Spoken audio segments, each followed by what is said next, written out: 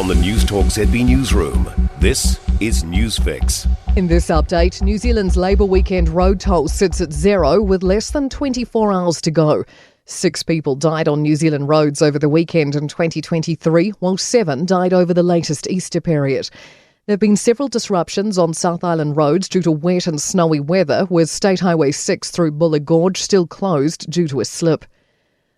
A flaw's been found in Auckland's new local alcohol policy. It's been over a month since a 2-year ban on opening new off-licences in the city's neighbourhood centres and priority suburbs kicked in. But only those established before 2013 are covered by the freeze. Communities Against Alcohol Harm Secretary Grant Hewison says there's already one store planning to open in a centre that should be under the ban.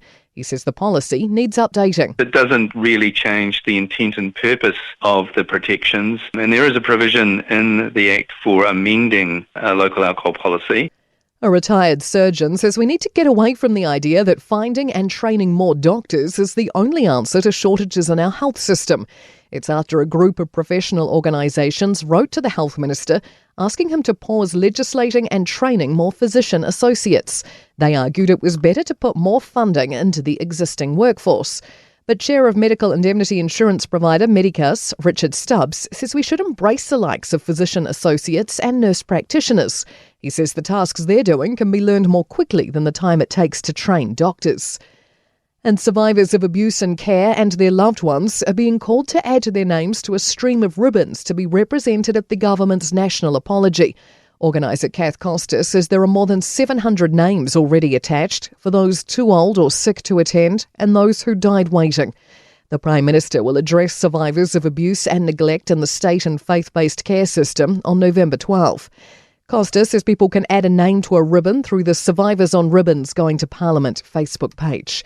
And that's news. To sport, and the Silver Ferns have taken the sparkle out of the Australian Diamonds with a third crushing win in a row, cleaning up by 18 goals in Perth to claim the Constellation Cup. Coach Dame Nolene Toroa says their hustle was exceptional. We've got good attackers who are defenders and good defenders who are attackers, and the ability to be able to transition really fast. A star turn by skipper Sophie Devine has propelled the White Ferns to an emphatic 76-run win over India, levelling their 3-match ODI series at 1-1.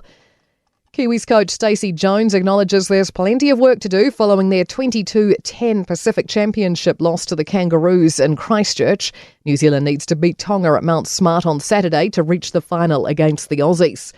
And the Breakers are up to third on the Australian NBL ladder after beating the Sydney Kings 93-89. And that's sport. I'm Scarlett Swetanovic. For more news, listen to Newstalk ZB live on iHeartRadio.